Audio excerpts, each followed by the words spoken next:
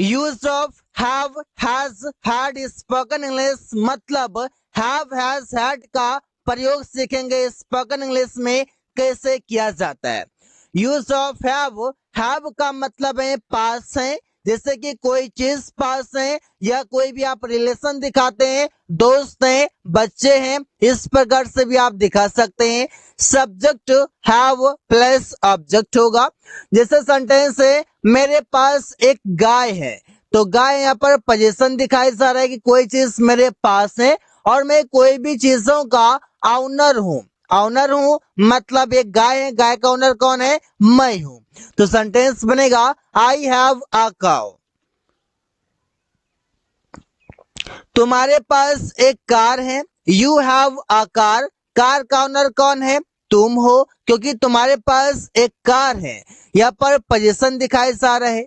हम लोगों के पास बहुत सारी किताबें हैं, किताबों का ओनर कौन है? हम लोग हैं। तो सेंटेंस बनेगा we have many books. We have many books, हम लोगों के पास बहुत सारी किताबें हैं। ऐसे ही आपके कई सारे यूजेस हैं जो एक एक करके इसका प्रयोग सीखेंगे। कभी पास है, कभी लिया है, किया है, दिया है, अलग अलग तरीके से प्रयोग करेंगे। उन लोगों के पास बहुत सारी कलमें हैं, दे हैव मैनी पेन्स, ऐसे बोल सकते हैं। उसके कई सारे दोस्त हैं, आपके कई सारे दोस्त हैं, ऐसे हम रिलेशन भी दिखा सकते हैं। हैव मीन्स चुके हैं या चुका है बोल सकते हैं। सब्जेक्ट हैव वेतरी प्लस ऑब्जेक्ट होगा। वे लोग स्टेशन पहुंच चुके हैं, कोई काम कर लिए हैं, इससे बताते हैं रिसेंट एक्शन मतलब रिसेंटली कोई काम कंप्लीट हुआ है। जैसे they have reached the station, वे लोग स्टेशन पहुंच चुके हैं। हम लोग मैच जीत चुके हैं, we have won the match, हम लोग मैच जीत चुके हैं। मैं पैसे दे चुका हूं, आई हैव गिवन मनी। यहाँ पर देखिए हैव के बाद गिवन, वॉन, रिच्ड ये सभी वर्ब का थर्ड फॉर्म है। हैव के साथ वर्ब का थर्ड फॉर्म आएगा, अन्यथा ऑब्जेक्ट आएगा। तुम पत्र लिख चुके हो, you have written a letter. पहला मीनिंग था कि कोई भी चीजें पास है, दूसरा मीनिंग है कि कोई काम कर चुके हैं। अब तीसरा मीनिंग इस प्रकार से होगा कि हैव मीन्स ते आ रहे हैं, कोई काम करते आ रहे हैं। जैसे सब्जेक्ट हैज बीन या have been plus before object since या फॉर प्लस टाइम होगा। जैसे तुम लोग सुबह से काम करते आ रहे हो, किसी टाइम से कोई काम करते आ रहे हो, वहां पर हम हैव का प्रयोग करते हैं। जैसे यू हैव बीन वर्किंग, तुम लोग काम करते आ रहे हो सिंस मॉर्निंग, सुबह से। मैं 1 घंटे से पत्र लिखता आ रहा हूं, I have been writing a letter for an hour. For an hour क्या हो गया? 1 घंटे से, और ये होता है ड्यूरेशन ऑफ टाइम, इस वजह से फॉर है। ये होता है पॉइंट ऑफ टाइम, इस वजह से यहाँ पर सिंस यूज किया गया है। वे लोग सुबह से मैच खेलते आ रहे हैं, they have been playing the match since morning. Ravi और आकाश 4 सालों से उस कंपनी में काम करता आ रहा है।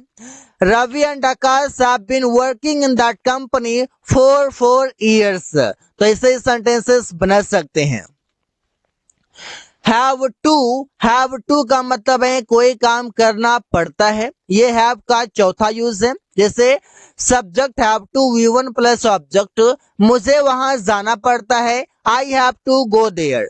अब देखिए सेंटेंस जो बना हुआ है ये इसके अनुसार बना हुआ है। अगर आप स्ट्रक्चर पहचान लेते हैं कि कैसे सेंटेंस बनाना है तो फिर कोई दिक्कत नहीं है, आप इसे इग्नोर कर सकते हैं, अन्यथा आप इसे देखकर भी सेंटेंस को बनाना सीख सकते हैं।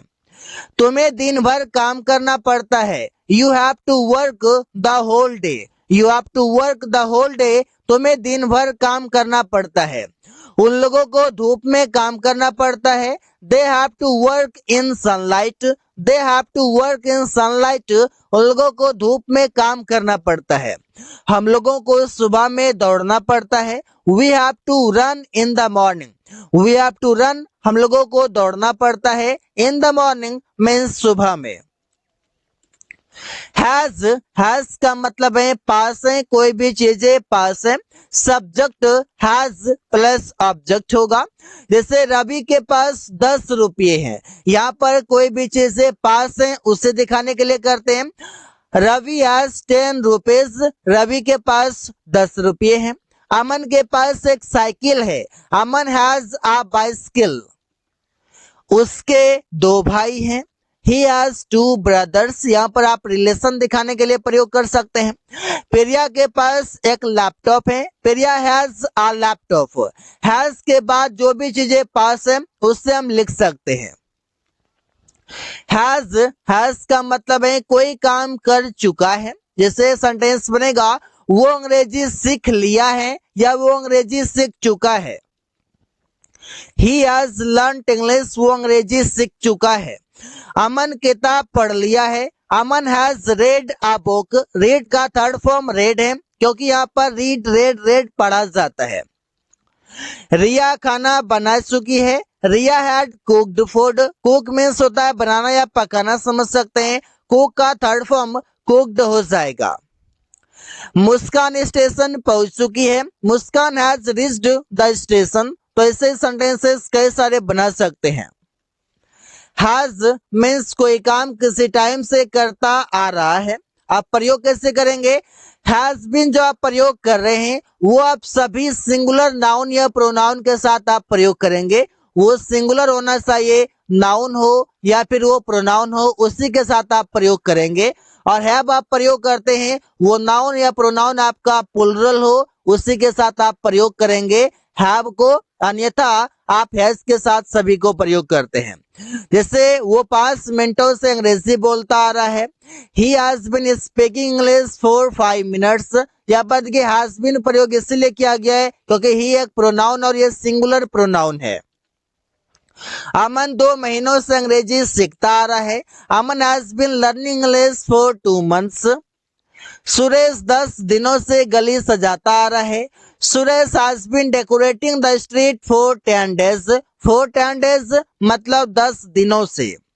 वो 10 सालों से गाना गाती आ रही है, she has been singing a song for 10 years. तो ऐसे ही सेंटेंसेस बना सकते हैं, किसी भी टाइम से कोई काम करता आ रहे हैं, वो सिंगुलर सब्जेक्ट हो, इस वजह से आप प्रयोग करेंगे हैज बीन। हैज टू मतलब है कोई काम करना पड़ता है मजबूरीवश। जैसे उसे पत्र लिखना पड़ता है, he has to write a letter. Ramesh को बाजार जाना पड़ता है, Ramesh has to go to market. Priya को अंग्रेजी में बात करना पड़ता है, Priya has to talk in English. Priya has to talk in English, Priya को अंग्रेजी में बात करना पड़ता है।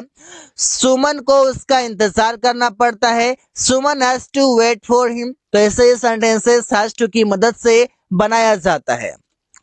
यूज ऑफ हैड, आपने सीखा हैव का यूज, आपने सीखा हैज का यूज, अब सीख रहे हैं हैड का यूज। हैड मीन्स पास्ट था और इसे प्रयोग करते हैं पास्ट में, मतलब बीते हुए कल में। जैसे उसके पास एक फोटो था, ही हैड आ फोटो या पिक्चर बोल सकते हैं। अब यहाँ पर किताब था तो ही हैड आ बुक। यहाँ पर आप चाहें तो बुक के जगह पर फोटो प्रयोग कर सकते हैं, नो डाउट। रवि के पास एक बड़ा घर था, Ravi had a big house. तुम लोगों के पास एक बगीचा था, you had a garden. Had के बाद आप वो लिख देंगे जो भी चीजें पास था। उन लोगों के पास किताबें था, they had books. Had means से करता आ रहा था, पास्ट में किसी टाइम से कोई काम करता आ रहा था। सेंटेंस बनेगा हम लोग जनवरी से सड़क बनवा रहे थे। आप कोई काम किसी टाइम से कर रहे थे तो सेंटेंस बनेगा we had been making the road build since January. Ravi 10 दिनों से पेड़ कटवा रहा था, Ravi had been making the tree cut for 10 days. Make को देखिए कोई काम कर नहीं रहा, करवा रहा है, तो मेक के बाद ऑब्जेक्ट, इसके बाद V1 प्रयोग करेंगे जैसे बिल्ड, और यहाँ पर कट है। सूरज 2 घंटों से उससे बात कर रहा था, Suraj has been talking to him for 2 hours. तो ऐसे ये बना सकते हैं। वे लोग 4 सालों से परीक्षा की तैयारी कर रहे थे। They had been preparing for the examination for 4 years। तो ऐसे सेंटेंसेस हैड की मदद से बनाया जाता है। हैड मीन्स कोई काम कर चुका था, जैसे रोहित पैसे कमा चुका था। Rohit had earned money, Rohit had earned money, Rohit पैसे कमा चुका था। हम लोग उससे मिल चुके थे, we had met him. Ravi कपड़े खरीद चुके थे, Ravi had bought clothes.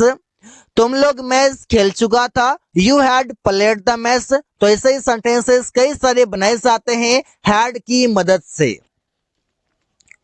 Had two means कोई काम करना पड़ा या कोई काम करना पड़ता था, ऐसे भी हम बोल सकते हैं। जैसे उसे पैसे देना पड़ा, he had to give money. Ravi को पेड़ काटना पड़ा, Ravi had to cut the tree. हम लोगों को वहां जाना पड़ता था, we had to go there. तुम्हें खाना पकाना पड़ता था, you had to cook food. जैसे प्रेजेंट में बोलते हैं मुझे वहां जाना पड़ता है, तो बताते हैं I have to go there. Present में आ गया, प्रेजेंट में I have to go there. Past में बोलेंगे तो I had to go there, मुझे वहां जाना पड़ता था, यहाँ पर जाना पड़ता है और इसमें जाना पड़ता था। ऐसे हम सेंटेंसेस कई सारे बनाते हैं। So guys, thanks for watching, that's all for today.